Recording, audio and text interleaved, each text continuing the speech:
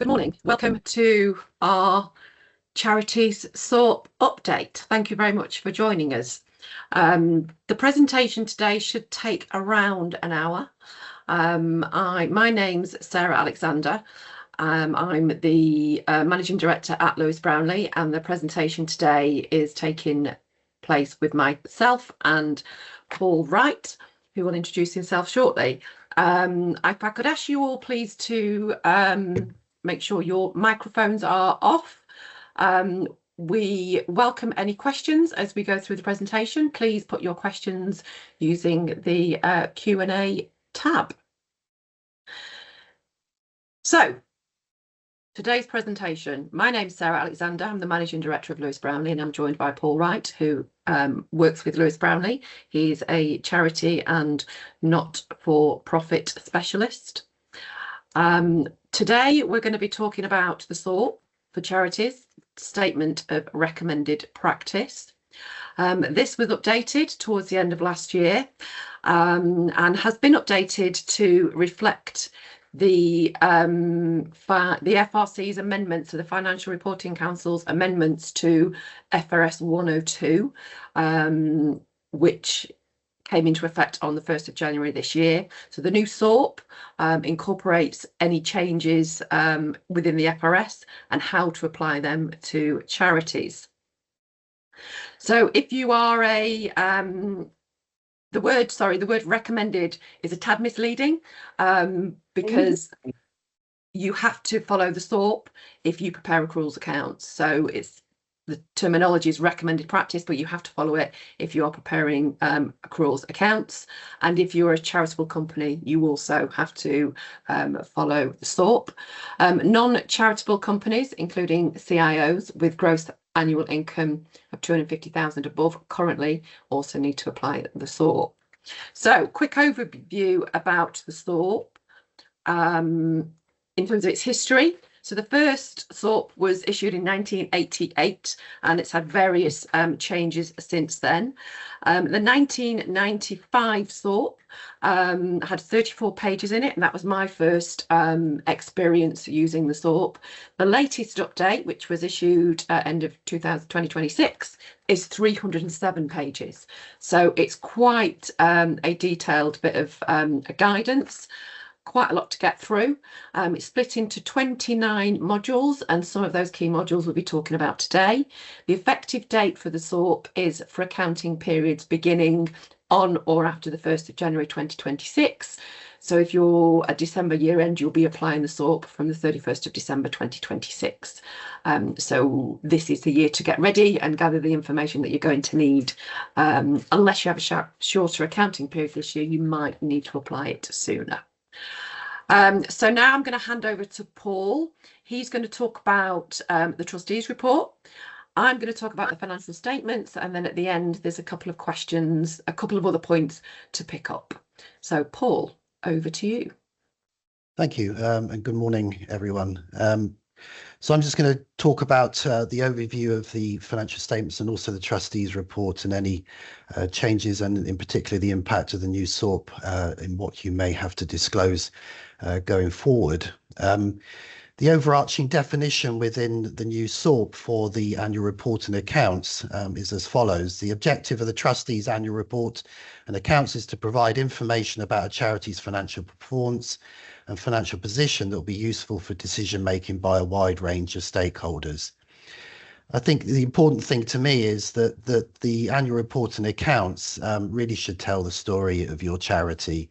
It's not just to be simply viewed as a statutory requirement or a technical exercise. Yes, there are regulations to comply with. Yes, there are certain disclosures you must include within your report and accounts.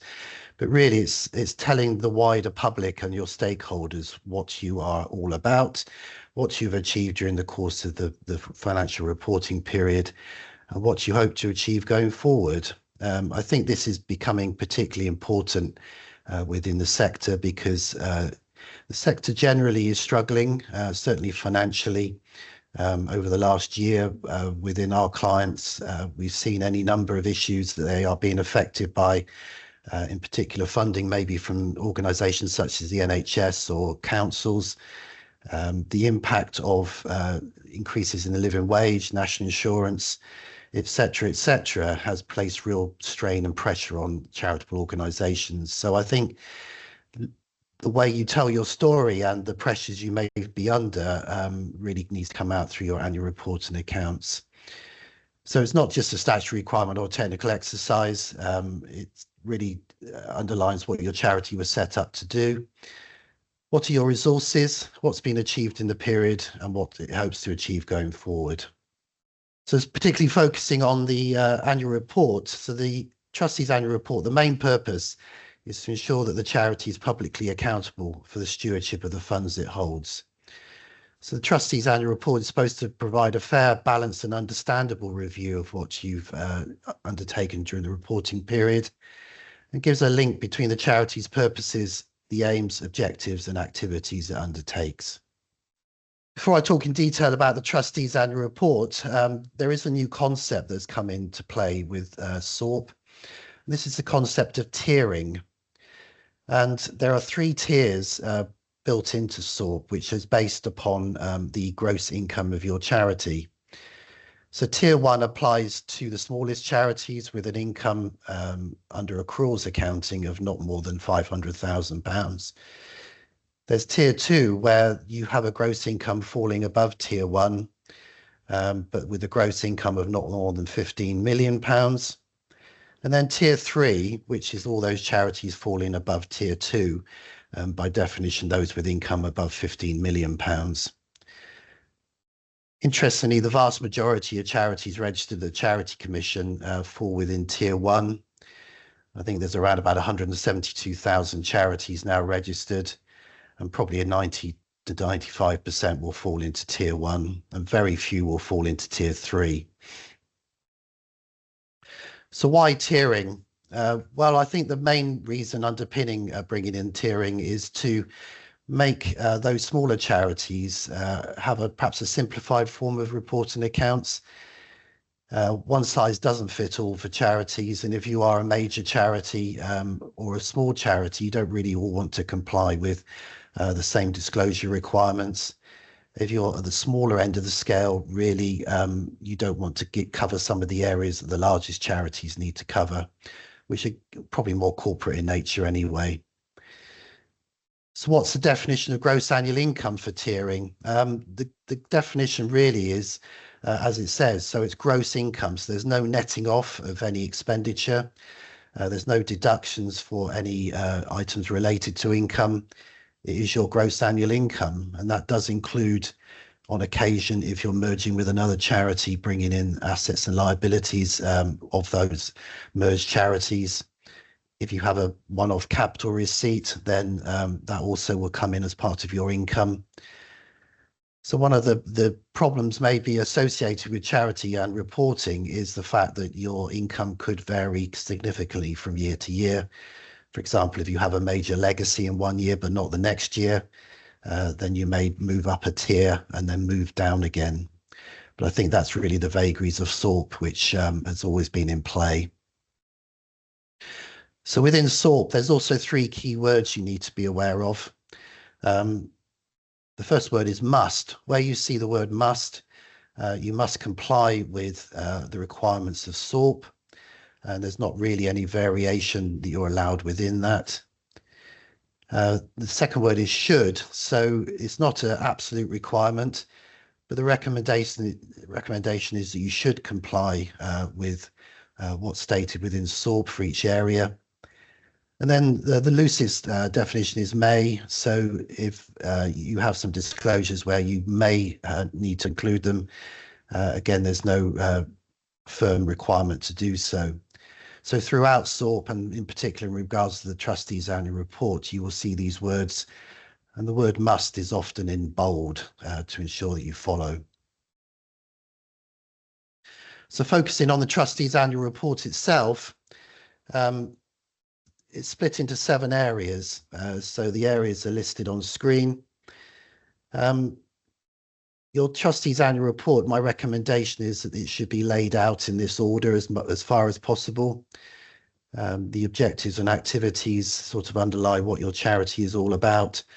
And then it moves forward into other areas.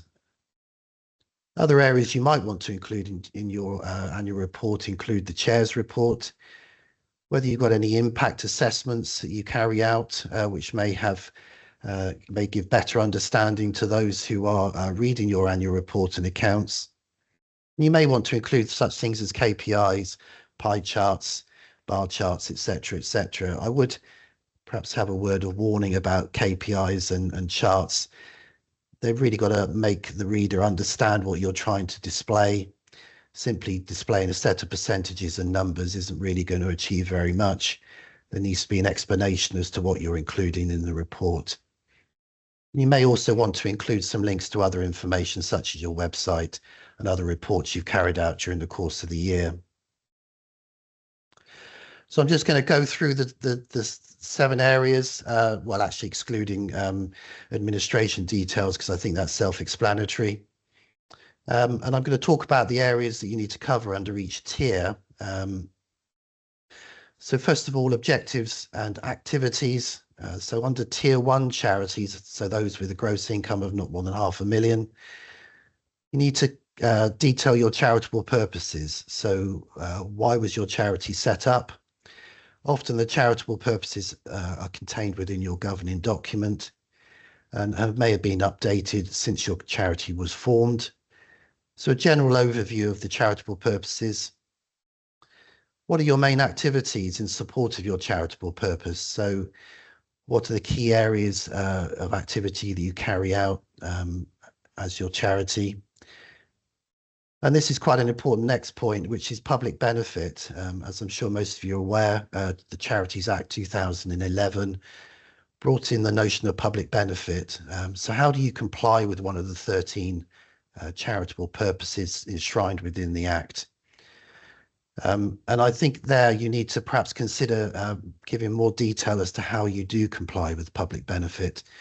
Often charity reports just say that you comply with Section 17 of the Charities Act as a sort of one sentence. I think probably you need to consider going forward in more detail how you do meet public benefit. You need to detail whether you use volunteers. There has been some ongoing debate over many years as to whether charity should value the time that volunteers give to your organisation. Again, new SORP has steered away from that. That's not to say you shouldn't value volunteer time, and you can if you wish, but there's no requirement to do so. I think what you should consider is how many volunteers you use, and you may have some measure, for example, the number of volunteer hours that are given to your charity during the course of the year. And what you report should be consistent, and that should apply throughout the report and the accounts. So on top of the tier 1 areas, those charities within tier 2 and 3 must give a more detailed understanding of the short and long-term period. And there are questions that must be considered if you fall in these 2 tiers. So what are your aims? What are you seeking to achieve as a charity? And measure those objectives against the performance for the reporting period. What were the significant activities that you carried out during the course of the year? And what did you achieve by carrying out those activities? And what is the impact of those activities and achievements on the users of your charity? Who are the stakeholders? Who are the clients that you seek to support? And is there some way you can measure that which can be brought into the objectives and activities? What are your key strategies? And do you measure any of these activities in terms of perhaps a tabular form or reports and some areas that you can include within this section of your report?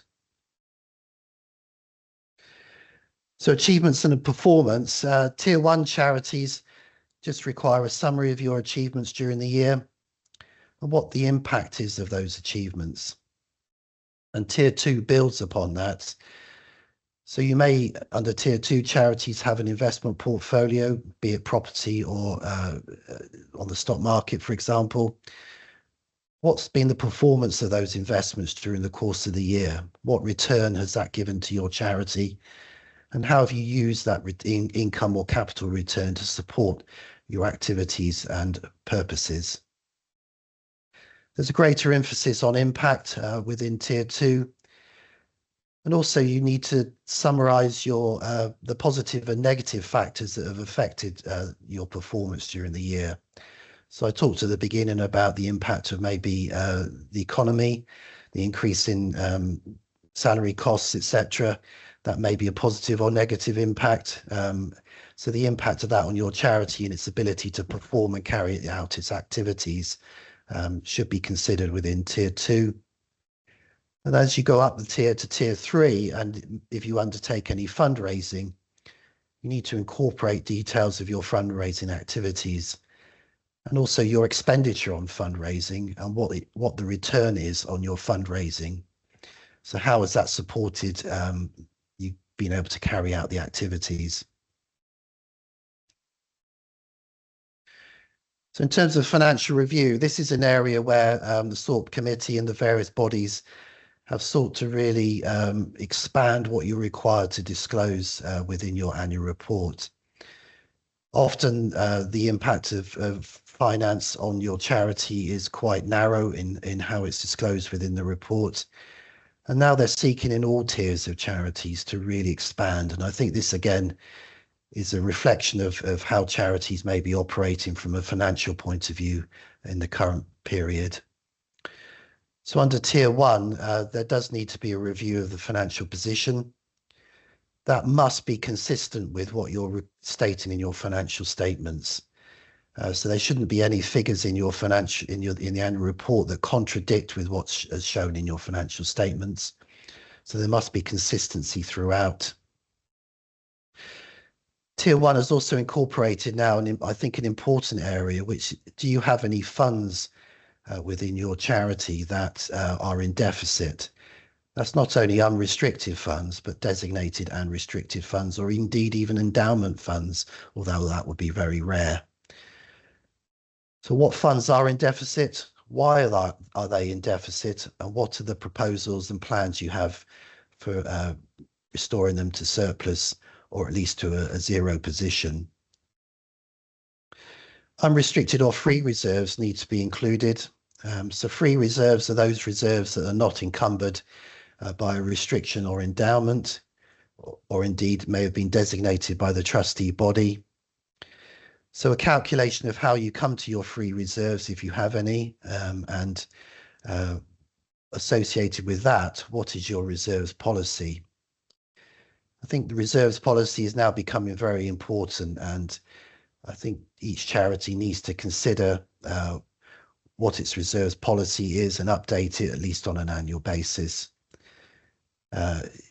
I think charities need to move away from the myth that all charities need to hold 3 or 6 months operating expenditure within free reserves. Each charity is different. Some charities indeed may not need any free reserves, but others may need significantly more depending on your contractual arrangements and the way in which you carry out your activities. So it's very important for trustee bodies now to really document, discuss, minute and put into your trustees report what your financial policy, reserves policy is and how that's changed from the previous year. Again, a new requirement for all charities is to include any designated funds in your financial review.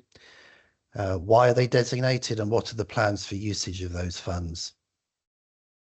And again, what I think is another important area is going concern. How are you going to meet the financial issues that you face going forward? Is your charity a going concern at the moment, or are there significant material uncertainties that you face? If there are, these need to be teased out in the financial review section, and the risks to which you are being subject need to be documented as well. So it really gives users of your accounts a clear idea and clarity as to the financial position you are in, not only at the reporting date, but going forward. So building on that, for Tier 2 charities, you need to indicate the principal sources of your income and how that income has been expended through the course of the year. What are the principal risks that you're facing? And if you have an investment portfolio, however that's made up, what are your policies around investment? And for example, do you have an investment committee? How are decisions made? Do you have an investment manager? How often do you meet with them? What impact does it have on the overall performance of your charity? If you have a pension scheme, which most charities will have, is it a defined scheme? Is it a defined contribution scheme? It's a defined benefit scheme. What is the position with regard to the scheme itself? Are you in surplus or deficit? If you're in deficit, are you being required to make payments to make up that deficit, and what those payments are? And building on tier 1 and tier 2, what are the impacts on your future performance of your financial position? The plans for the future periods. Tier 1, there just again needs to be a summary. So what are your future plans? And I would suggest this looks forward not only for the next 12 months, but probably for up to 3 years, if you have those plans in place. What's the likely impact on your reserves? And again, bringing in going concern. And tiers 2 and 3, building on tier 1. So in detail, what are your future aims and objectives? What are you really seeking to achieve going forward? Do you have any new activities you're planning to bring into play that you feel readers of the accounts need to be aware of? And what's the trustees' perspective? How do the trustees view the operation and the future of the charity? Because overall, it is their responsibility. So structure, governance and management, this is the sort of, I guess, boring bit, but tier 1, it's just really details of the governing documents. So if you are an unincorporated charity, CIO, what's the details of your governing document? When were you formed as a charity? Who do you report to? Is it just the charity commission, company's house, or both? Details of who the trustees are, including who the chair, vice chair, maybe treasurer is, and if they were appointed or resigned during the course of the year, those dates. And building on that again, tiers 2 and 3, what's the organizational structure of the charity? This is not only how the trustee body is constituted. So if you have a committee structure, what are those committees? How often do they meet? How many people are on those committees, and the sort of business that they cover? But also bringing in the management structure. So if you have CEO, for example, COO, CFO, what's the senior team, and how is that structured within the organization? And how is the reporting of those organizations fed up to the trustee board? And how do they all sort of integrate and link together? And another important factor they brought into tiers 2 and 3 are details of any significant related parties. So related parties are those individuals or organizations which you may be connected with. And in particular, are individual charities, trustees or members of the senior management team connected with other organizations, and what are those relationships? This is seeking to identify really whether there are any potential conflicts of interest, whether there are any impacts of those relationships upon the organization that you're responsible for, and does this have any, for example, financial implication on your own charity? The final point that's been brought in as a new area for SORP is sustainability. Quite a key area to consider now for all charities, even if you're not in that arena. So tier 1, you may include reference to sustainability, whether you have any sustainability policies. You need to consider the needs of your stakeholders. Do any stakeholders wish to be aware of your sustainability or ethical policies and environmental factors? And tiers 2 and 3, this brings in a must. You must report on environmental governance and social matters. So what are your policies regarding that? Are you exposed to any climate related risks and opportunities? Bring in ethical considerations, and I think this very much depends upon what area you operate within, and how much detail you want to give around that. Often charities will have ethical considerations with regard to its investment portfolio, for example. So these factors need to be brought in if you're a tier 2 or 3 charity. And here you might wish to consider bringing in links to other information. So if you've prepared reports for climate issues, environmental factors, etc., you may wish to bring that into the report there. So I think that covers the trustees report and how it's been changed with the new SORP. So I'll hand back control to Sarah now. Thank you, Paul.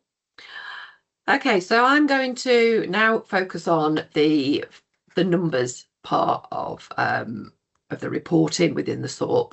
And we're going to start with the statement of financial activities. No particular changes, significant changes here. So the structure and the format is the same as it was before. We will still need to have comparatives, as we have always had, and we will also be showing the different funds within the financial statements on the SOFA.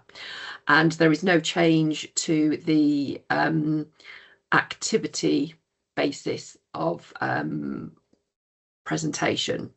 So the SOFA is designed to show where the charity gets its money from, its principal funding sources, and then how it spends those resources to support the key objectives of the charity.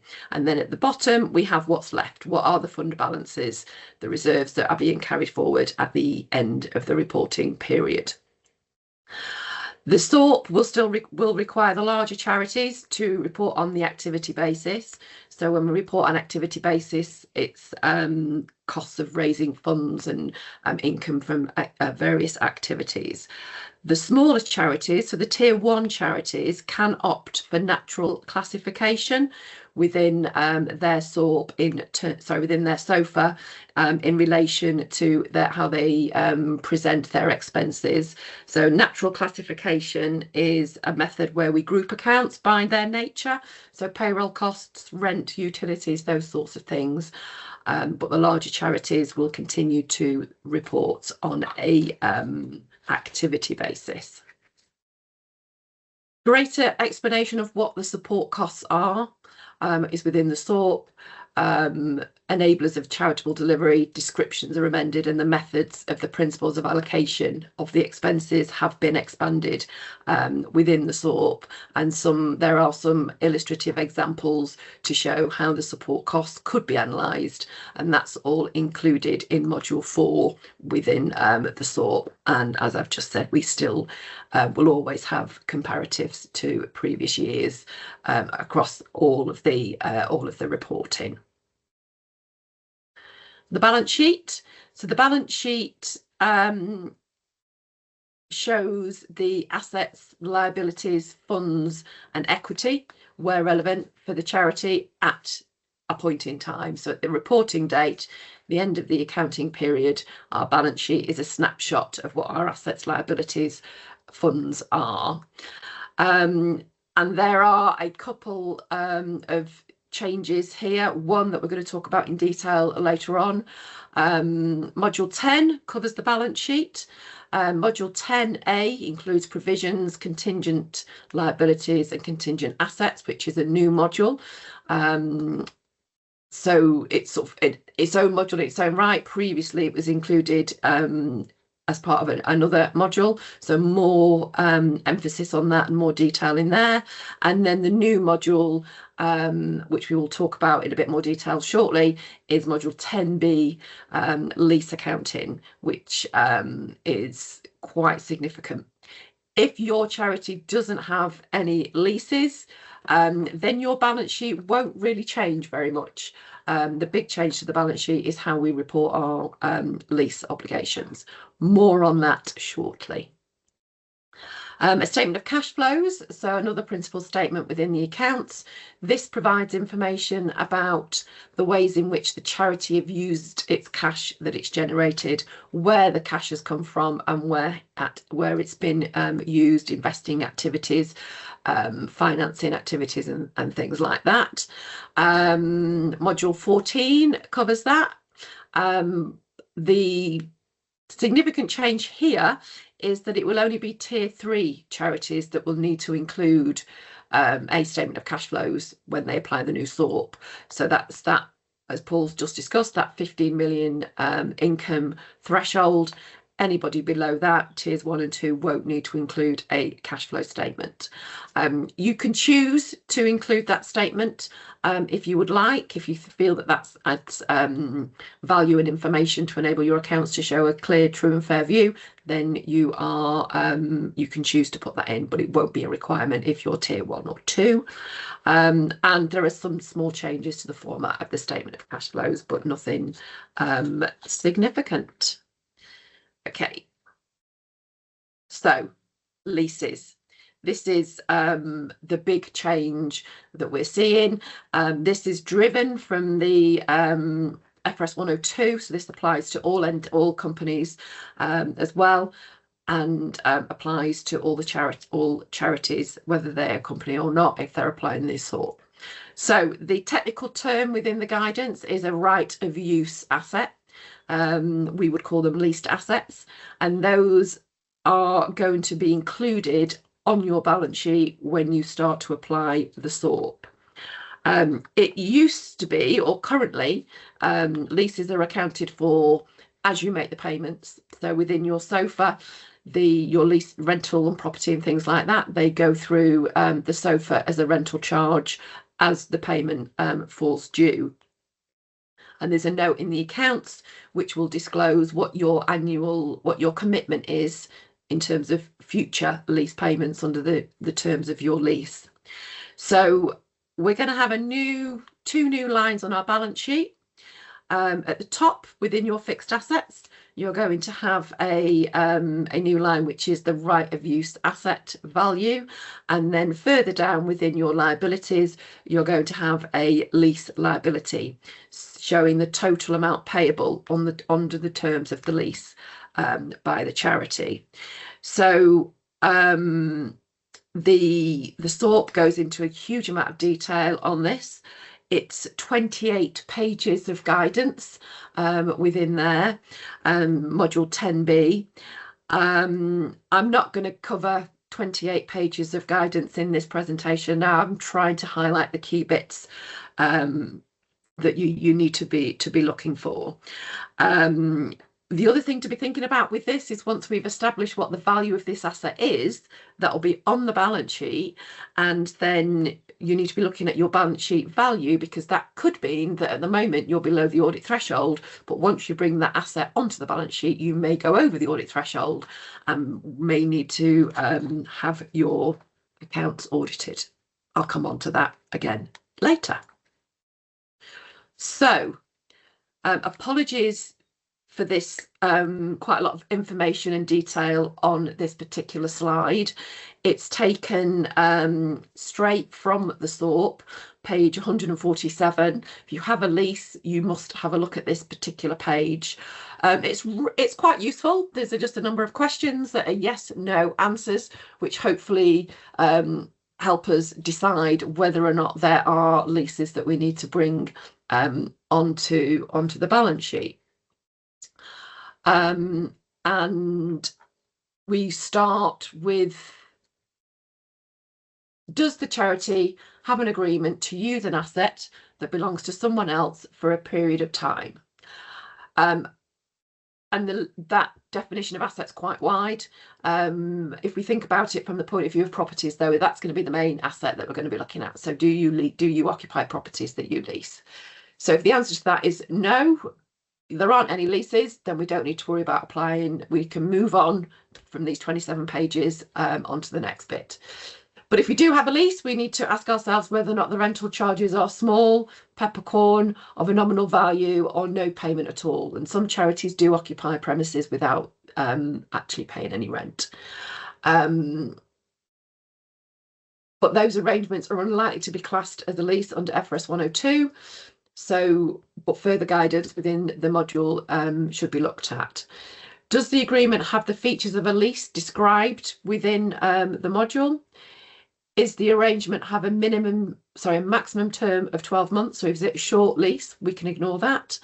And is the underlying asset in the arrangement of low value? And the definition of low value assets are things like tablets, personal computers, small items of office furniture, so your printers and things like that, and telephones. Those are the main ones that we can probably disregard because they are assets of low value. And then based on the information readily available to the charity, are the lease payments significantly below market rents? And if it isn't, then we will probably need to account for the lease. If it is, then we need to consider whether or not this is a social donation lease, in which case the charity may also need to account for the lease, recognising that part of the benefit received as non-exchange income. So that's the flowchart. Those are the questions that we need to be thinking about. There's lots and lots of guidance within the SORP as to what those particular bits mean. But if we think about it from the point of view of property leases, because that's quite an easy one to think about, this is what we're going to, the next step is to get those leases, find a copy of the leases and review them. And we're looking for defining the lease terms. So when did the lease start? How long is the lease for? So the lease term in terms of how long it's for. Any discount rate, either the interest rate implicit in the lease or the lessee's incremental borrowing rate. Any initial costs of the lease, any lease incentives, and then what we actually pay on a monthly or quarterly basis for that lease. We take all of that information and we then are able to calculate the present value of the lease liability. So as a really simple example, you pay £10,000 a year for 10 years, that's £100,000, and that won't necessarily be the value, that'll be the starting point for the value. We need to calculate the present value of that lease liability. So we identify the future payments, their respective due dates, and then discount those payments back to the lease commencement date using the appropriate discount rate that we identify as part of the review of the lease. So the right of use asset will be initially measured at that lease liability, adjusted for any lease payments, discounted back. So at the start of the lease, our accounting entries are going to be debit fixed assets at the top of the balance sheet, bringing in that asset value, and then we're going to credit lease liabilities. So balance sheets inflated by an asset value, but then also bringing in the liability to make those payments. So we're effectively accounting for a loan. I would say that we've got an asset that we haven't paid for, and we're paying for it under the terms of the lease. And then moving forward, as we make the payments for the rent, we will be reducing that lease liability.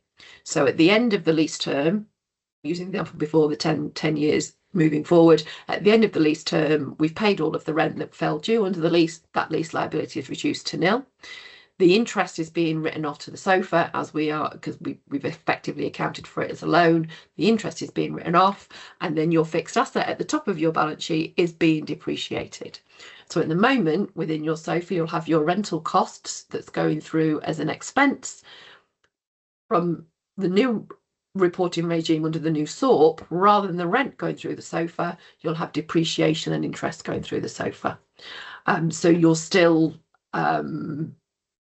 showing an expense, it's just a different category of expense that's going through. So what do you need to do now?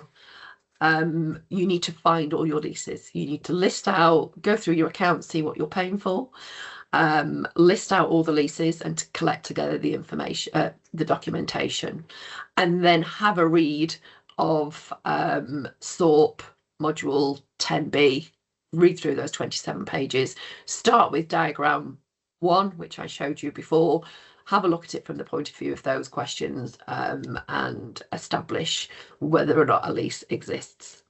the lease does exist, identify the start date, the lease term, the conditions, the substance of the arrangements. Determine whether or not you can apply any of the recognition exemptions, so the small leases, low value leases that we talked about before. In addition to the guidance in the SORP, there's also some technical guidance. I refer to the ACCA technical fact sheet, which is lease accounting generally under FRS 102, which is includes examples. It's 11 pages rather than 27, so it might be slightly easier to digest, but there's examples and workings as to how you value your assets in there. Take time to consider any arrangements which fall below market rate, so any nominal peppercorn rent arrangements, and any social donation leases. Those are going to be a bit more complicated and will just need to be looked at in detail. And then review the wider impact of the accounting change. So as I mentioned before, we'll be bringing in a new asset onto your balance sheet that could tip you over the audit threshold. And that's something that you want to look at sooner rather than later if you think you might be close to that audit threshold, because there'll be things that you need to do to get ready for an audit. And you don't want to be leaving that to the last minute when your accounts are due in the next couple of months. And then also any financing arrangements, if you have got any bank loans and bank covenants, your balance sheet in terms of assets and liabilities will look different. They may then impact the financing arrangements and the covenants that the bank have. So just the wider implication of the SORP are potentially those practical things. The good news is that we won't be restating comparatives in relation to these changes. Sometimes when we have a change to a reporting standard, we have to redo the comparatives as if we'd always accounted for those leases in that way. That's not needed. So it's going to be a change that will go through the opening reserves. Yes, so lots to think about as far as your leases go.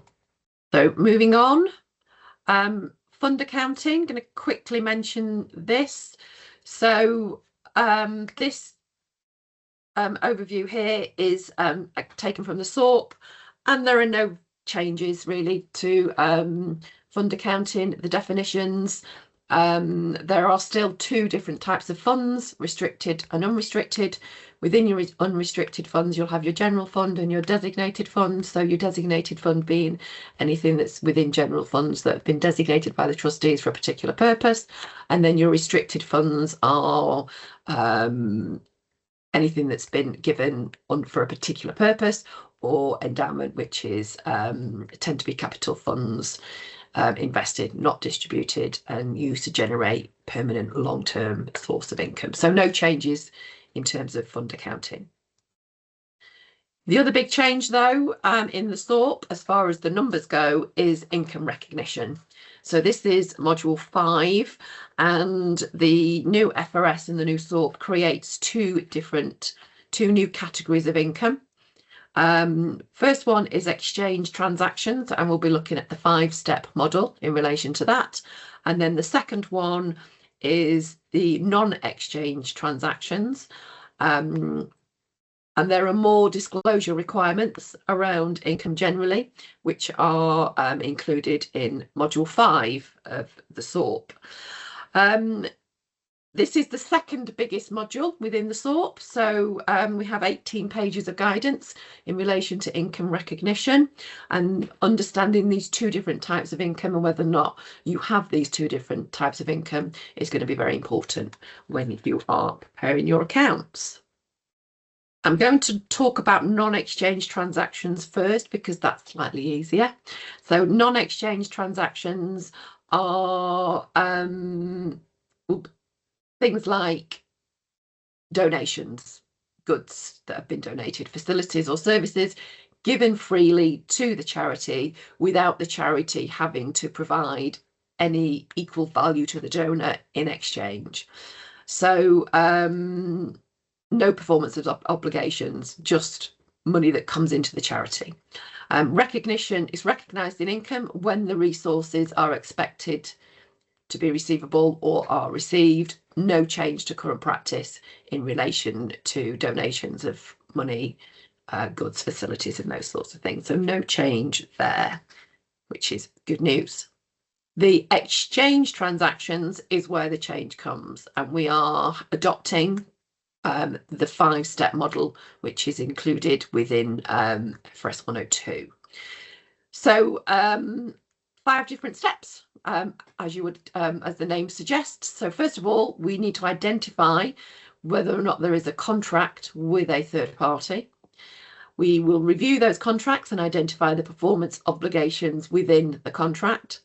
We'll determine the transaction price and then allocate the transaction price to the performance obligations in the contract.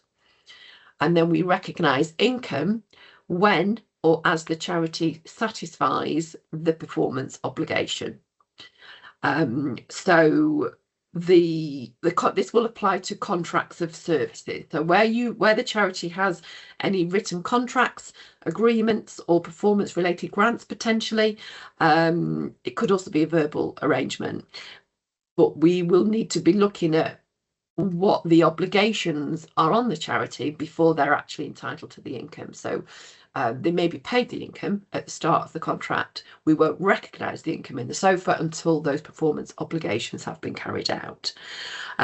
So some action points needed to be taken as part of this, if you do have contracts, is list out those contracts and understand list and understand the nature of the charity's income streams generally, and identify any income which is received in exchange for some sort of fulfillment of an obligation, any sort of contract.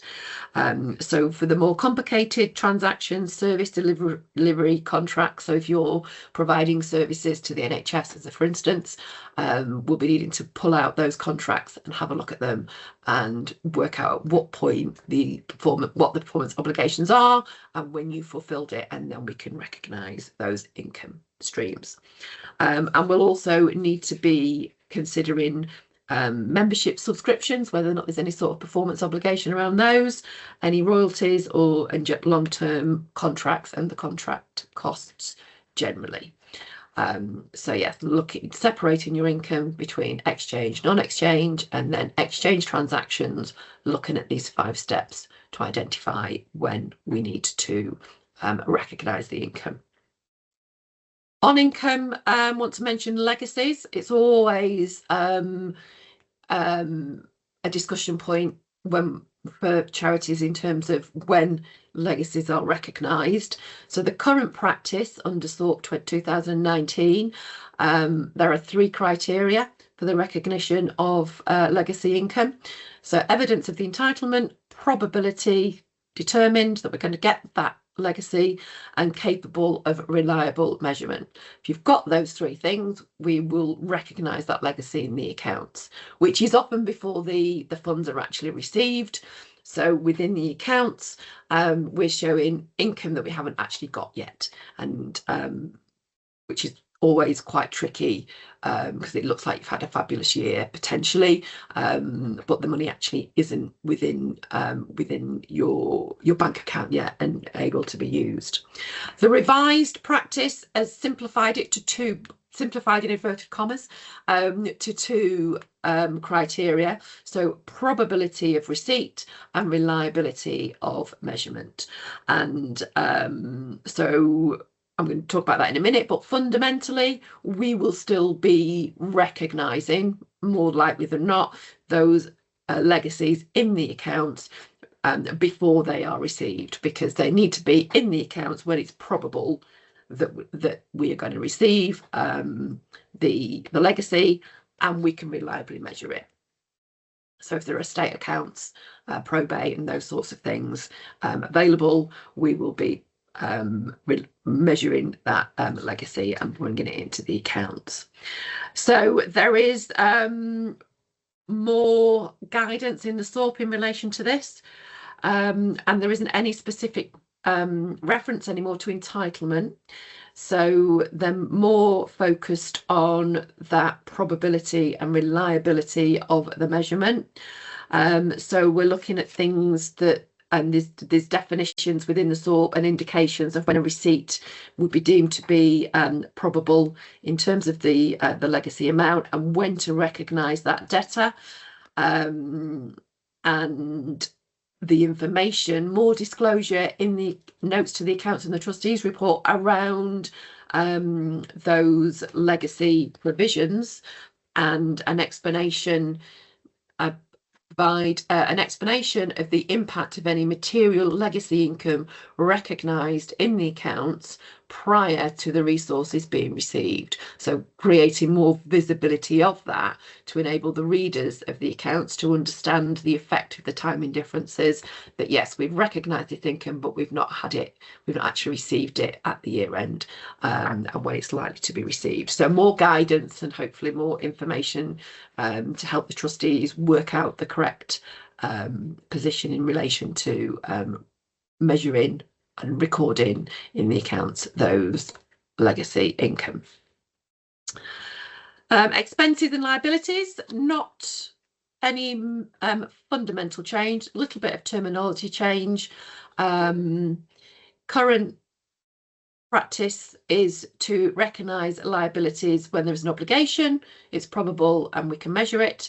The revised SORP refers to obligations. So the charity has an obligation. The obligation is to transfer the economic resource, and the obligation is a present obligation that exists as a result of a past event. So much of the guidance here is as it was before, in terms of when to recognise liabilities when there is a constructive obligation to provide particular services, grant funding and those sorts of things. Accounting for liabilities arising from awarding grants which may have performance-related conditions. So we give a grant, but they need to deliver particular things beforehand, how we deal with that. Treatment of employee benefits is more guidance around there. And module 7, which covers expenses and liabilities, cross-references to other modules for other types of liabilities, so provisions, funding commitments, onerous contracts, financial instruments, and defined pension scheme liabilities, which Paul has mentioned before. Lots of guidance within the SORP around there. And further guidance on grant making included in module 16 in terms of presentation and disclosure around the grant making activities that the charity may carry out. Trustee and staff remuneration, related parties and other transactions are all included in module 9 of the SORP. Limited changes here. There's not a lot to say in terms of additional disclosures needed, but it's extremely important. So the trustees' stewardship and accountability obligations. So the public and other users of the accounts need to know that the trustees are acting in the interest of the charity and not for private benefit. And there are, within FRS 102 that applies to companies, there are requirements in relation to related parties generally. When we come to charities, there are additional requirements, not just the FRS 102. The SORP requirements go beyond just what's in FRS 102. And it's a keen area of the for the Charity Commission, as we know, due to the presence of potential conflicts of interest, and many investigations carried out by the Charity Commission often identify that conflicts of interests are there and need to be managed, and can sometimes lead to Charity Commission needing to be getting involved. So it's really important that trustees understand, and the preparers of accounts understand what related party, what the definition is of a related party, and what the requirements are in terms of what we need to disclose. And it is still the case that if there isn't any transactions with trustees, then we have to disclose that. So nil disclosure is no change to that requirement, that we have to say that there hasn't been any no trustee remuneration, benefits or expenses. That still needs to be disclosed. Balance sheet. So the main change here I've already mentioned is the leases going onto the balance sheet.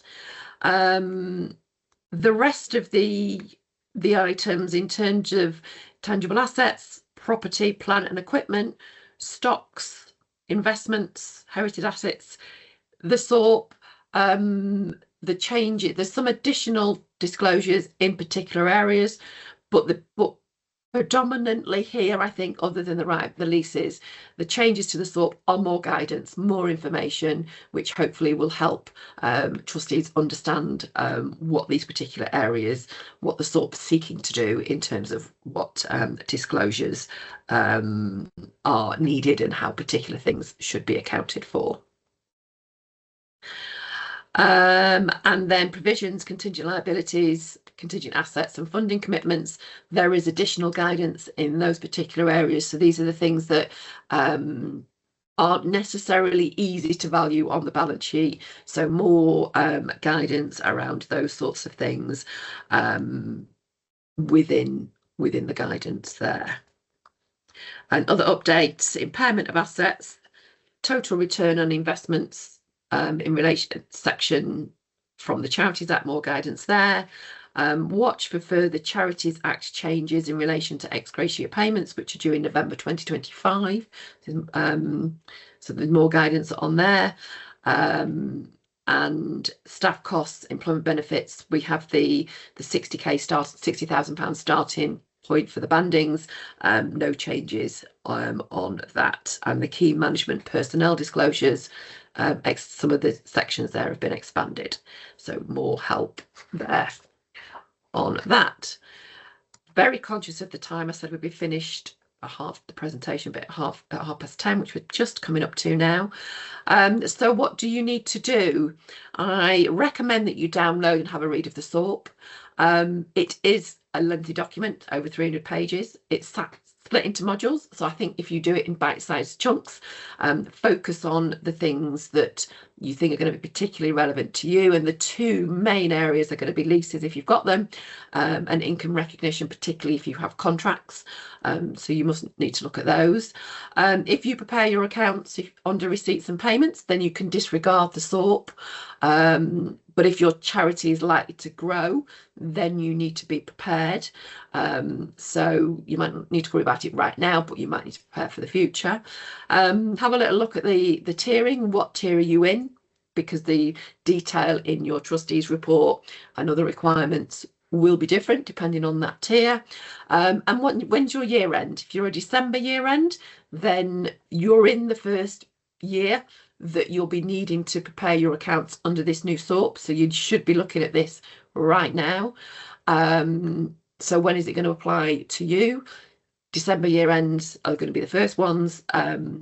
If you're a March year end, you've got one more year, March 26, and then it'll be next year that you'll need to apply the SORP to. So work out when that's going to apply to you. Look at your trustees' annual report. The bit at the beginning of the session that Paul covered, there's lots more narrative going to be needed, and the format of the SORP and the balance sheet should all tie in and cross-reference almost to what's in the trustees report, and we do see lots of trustees report that are quite minimal in the detail that they go into, so there's going to be more narrative needed around some of the things that are being talked about there. So it's good to identify as soon as possible any particular areas where you may need to be looking to provide more information. And then you may need to think about any accounting policy changes and the trustees' approval for those. And certainly the lease accounting is going to require a new accounting policy in the accounts. So need to be thinking about that. But that's not all. So there are changes in relation to accounts, examination and audit requirements. So at the moment, the current threshold for independent examination is 25,000 income. That's going up to 40. If the exam, so that's for accounts to be independently examined. The independent examiner must be a qualified accountant or one of the professional bodies. If your income is over 250 currently, that's going up to 500,000. Non-company charities that can choose to produce receipts and payments accounts, 250,000 income to 500, and then your accounts must be audited if your income is over £1 million currently and assets over 3.260. That's increasing to 1.5 million and 5 million. So when I said earlier about the assets, might be putting your leases onto the balance sheet might trigger the audit threshold. Those are going up, so that might not be quite the issue that it may have been. And then the group accounts must be audited. That threshold's going up as well from the million to 1.5. There's some updated charity governance code to take a look at. That was updated in November 2025, a voluntary code, but I would recommend that if you're a trustee, that's something that you should familiarise yourself with. And then there is also a new code of fundraising practice, also from November, and would recommend that you take a look at that as well. It's 10:31. Oh, charitable companies, one final thing. Compulsory identity verification for trustees of charitable companies. So this was a requirement from the 18th of November. So we're well entrenched in dealing with this now. If you are a charitable company, your directors, your trustees who are directors of the companies, need to verify their identity using the gov.uk app, essentially. Most of our clients, I think, have done this now. We've been looking at this for a long time, getting ready for that. It started from the 18th of November, but it will be the point that you file your confirmation statement will be the point that you have to have done this by. So if your confirmation statement isn't due till October of this year, you won't need to have complied until then. However, we recommend that you get this done, because some people have found it quite challenging to do. So we've got information on our website, and we can send some details if you need it as to how to go about doing that. You need a laptop probably, and the phone app, and an ID, passport, driver's license. If you can't do it using that method, then there are other options in terms of going to the post office and things like that, but it's a little bit fiddly, so we recommend that you get on and get that done. And then as you bring new trustees on, they have to go through this process before they can be appointed a trustee. So your processes and policies and procedures for new onboarding of new trustees need to be this needs to be part of your standard procedures going forward. Okay, that was it. I felt that I rushed that bit at the end there, but I was very conscious of the time. Okay, so we have thank you again for taking the time this morning to join us. Hopefully that was useful. It was an hour's summary of a document that's 300 pages long, so there is lots of detail that we weren't able to cover. So please do get in touch if you've got any further follow-up. Thank you.